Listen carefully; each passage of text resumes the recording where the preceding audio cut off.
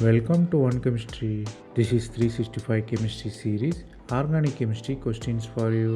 Here you have normal system. You have methyl, phenyl and alcohol. Stereochemically they are related. We're reacting with HCl. You should find what will be the final product.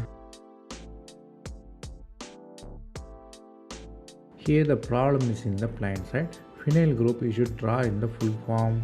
So phenyl group if you draw, there is a chances of neighboring group participation. So first step, acid attacks alcohol, OH2 is the leaving group. Here phenyl can assist the leaving group. It has new phenyl 3-member ring formation. Then the ring open in the way there to form the stable cation.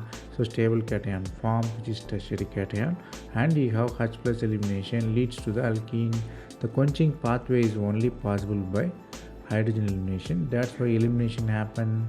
So if you read that nicely, you have rearranged product. The concept you outline here is whenever you have electron rich systems, you might imagine neighboring group participation.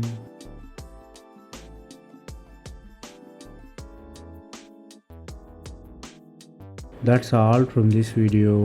Thanks for watching. If you have any suggestion, comment below.